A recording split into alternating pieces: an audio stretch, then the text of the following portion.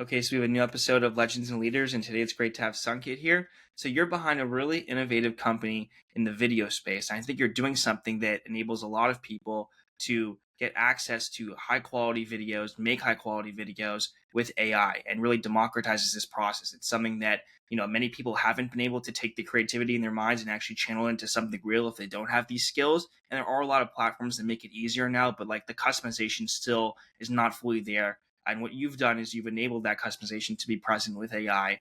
And it's something that really opens up a lot more creativity. So I'm excited to have you here and to get into your story. Of course, and I think it's been very, very exciting times with what's happening in AI and what's happening in video, and looking forward to our chat. Awesome. So just going back to like the beginning, like how did your interest in the world of business and technology, like how did that passion start? My parents are both first generation entrepreneurs, so I think I grew up in that kind of an environment just throughout. I come from a business community in India, and I just grew up like that. And I believe that uh, everyone has few places in life where work starts feeling like play, and I think this is the zone where uh, work starts feeling like play to me. And then, like, also my college, I started and ran few businesses all through my time in the US. I did that. Every time I was not doing it, I was actually not happy in life. And I somehow always got pulled towards it. And only later in my life, I've been able to articulate that this is where I love to wake up every morning and like put tons and tons of work. And it keeps me happy. And that is really what it is. And I think I'm incredibly lucky. And everyone who has found their passion in some sorts are just incredibly lucky, because then life is worth living. Yeah, that's very deep. So this is really something that you truly care about and you find a lot of purpose in. I mean, the our time is limited most likely, and what's the point of not living a life where uh, you're just doing something substantial for the world? I wish it was.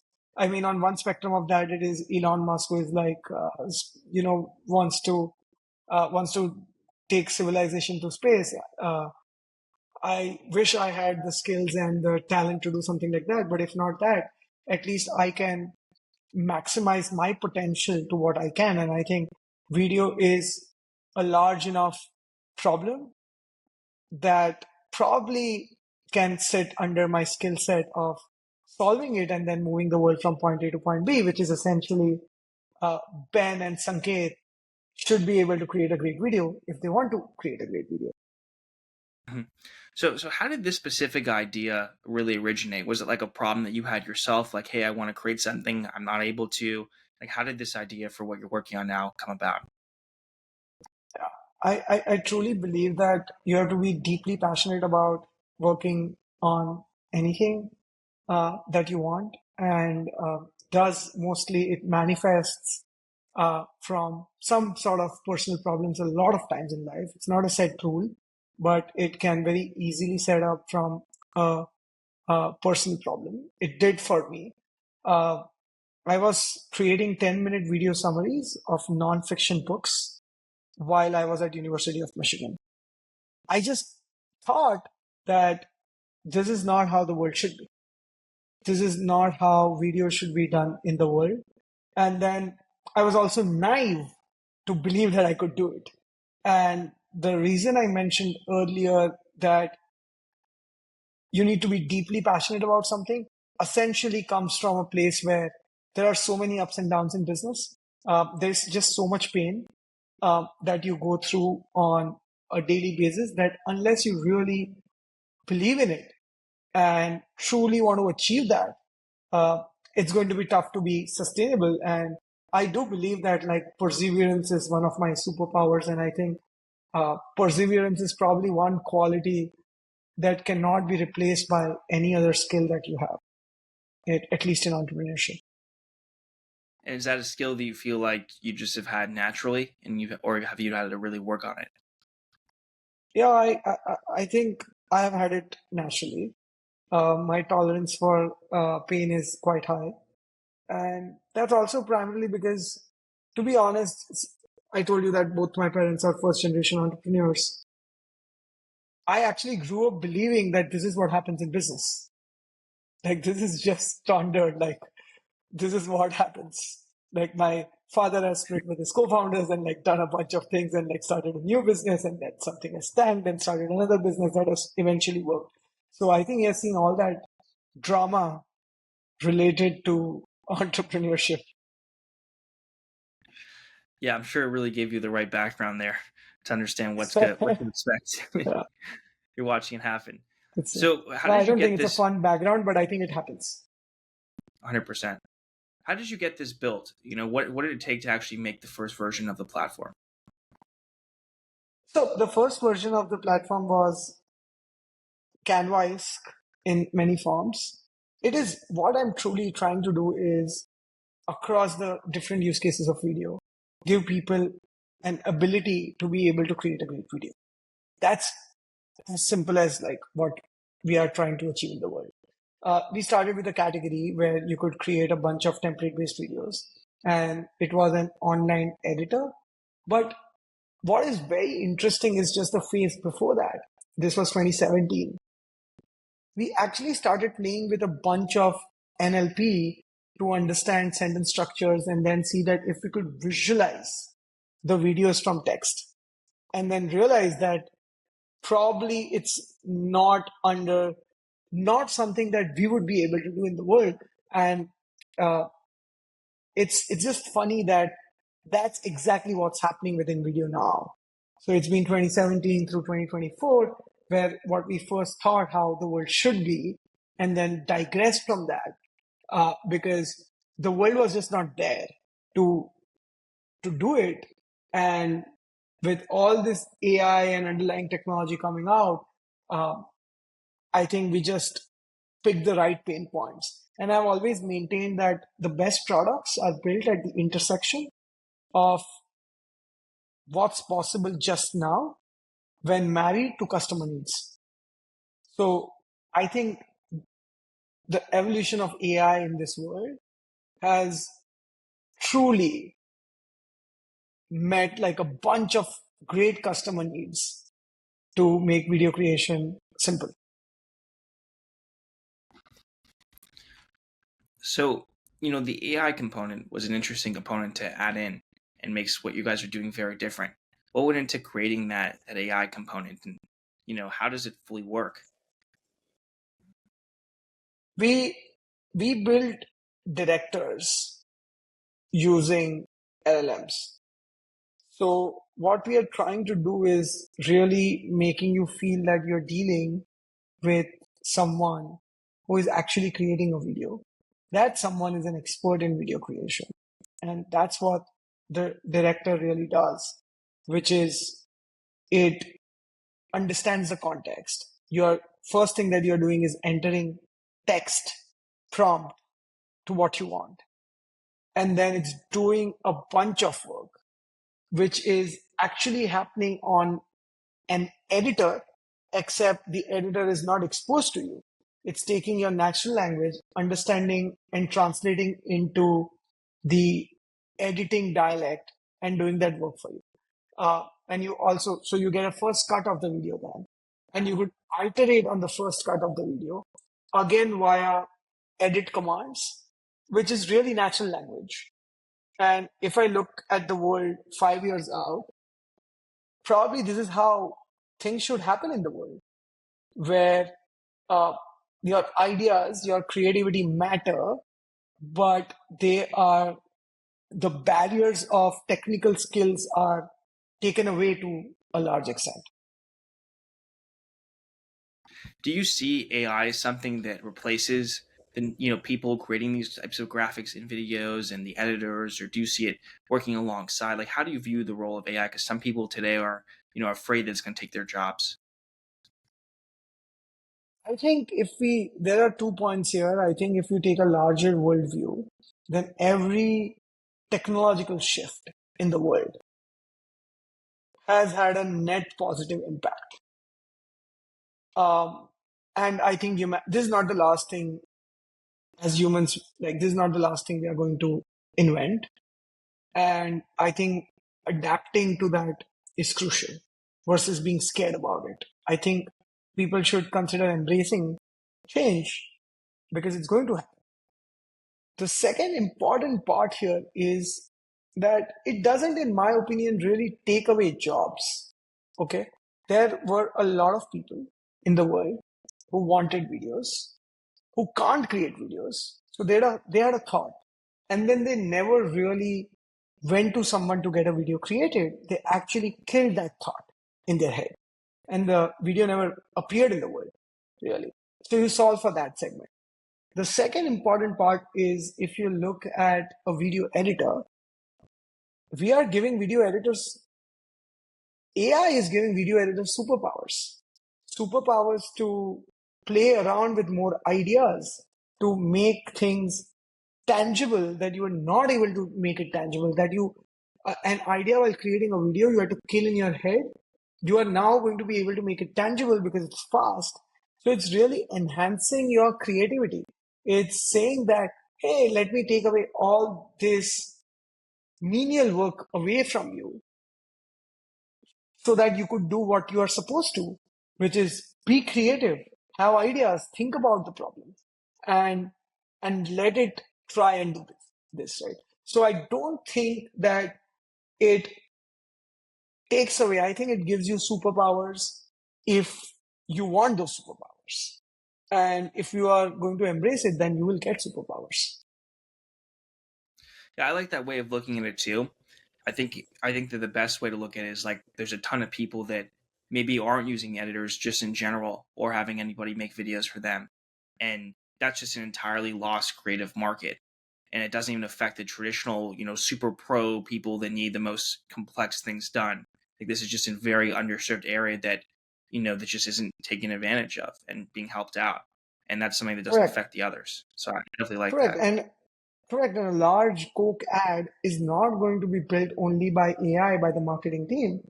It's actually the mom and pop shop who gets the superpower to be able to be legit, to have trust, and to showcase things that they never had. So now you've done, I think, over 70 million videos with AI and different portions of that involved. What have you guys learned from that process of making so many videos with AI? That if you only rely on AI, you're going to get a video, but you're not going to get views. You will have to truly think about your idea, have have a take on it, have an opinion on it, and be truly adding value to the world versus have AI create something and hope for miracle. So everyone who is serious, everyone who has an idea, everyone who has an opinion, everyone who is trying to add net new value to the world is now able to do that and is able to create. But if you're just going to prompt AI and get a video out and then publish it, uh, there's not much that's going to happen. The second thing we have learned is that when you start bridging the gap, bridging the barrier by an integer change, surprising things happen. Instead of three people succeeding, nine people succeed. Creators can become non-creators. And they become non-creators. And there are such people who are only and only stopped by the barriers of today. And removing them actually like gets a lot of, it goes a long way. Like people will get subscribers on YouTube. People will get a lot of views on YouTube just because you have now taken away the barrier and they have been able to do it. And the last thing is, I think everyone somewhere wants to become a creator for some reason. Yeah, it's become a huge thing. Everybody wants to be a creator, but the tools still aren't fully there yet. No, but I'll tell you, like, what is when I say everyone, right, day after day after day, InVideo gets 90,000 new signups. Like, that is how many people it is. Like, the quantum of that is this large. It's 90,000 new people want to become creators every day. It's quite, it's insane. What's kind of went into your marketing to get that kind of reach? Like, what do you think you've done well from a marketing standpoint? I think, I think with respect to marketing, and I like to think that I am a marketer, is that your best marketing is where that channel or what you do can only work for you. That's usually the cheapest. Like, it basically, the same marketing cannot be applied to a computer company or a mobile phone company or a CRM software. It can only be applied to video creation software. And that is where you get the true delta in marketing, because it's unique. And because it's unique, it's also the cheapest. But and we have lived by that principles where we do a bunch of things on. We are rock stars with search engine. We are also amazing with working with our partners on Instagram and TikTok and YouTube. These are all people who are sometimes teaching things, sometimes are excited about what we are building and showcasing what we are doing. So I think we have a unique take on that. We do roughly 100 million views just on these platforms that are not ads. So we do a bunch of those things that are extremely unique to the business in extremely unique economic way.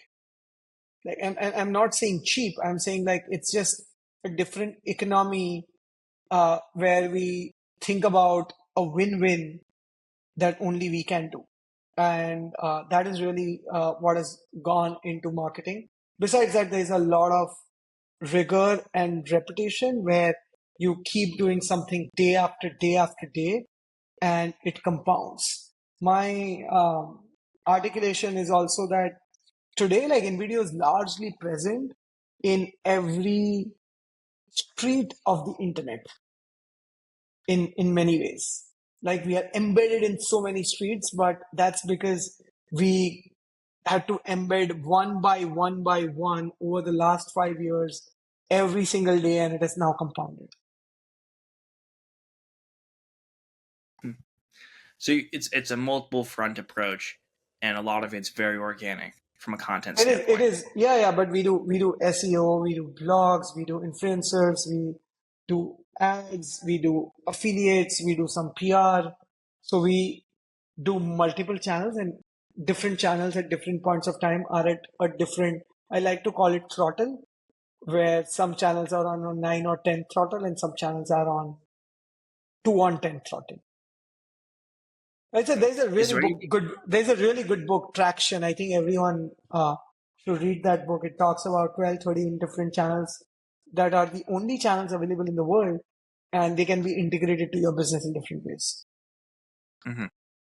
So is there something like that you do from the way you phrase stuff or you communicate it that you think really has enabled you to get in video so many users? Like, is there something that you communicate to people, and how do you communicate that they can take their creativity and finally make it into videos with AI? It's I think the number one thing in the world is use case. You go after a use case, and then as you go after a use case, you make sure that you build enough delta and differentiation for that use case to be best served by you. You gotta be the best at it, or else don't do it. And then you also need to have reachability to that use case.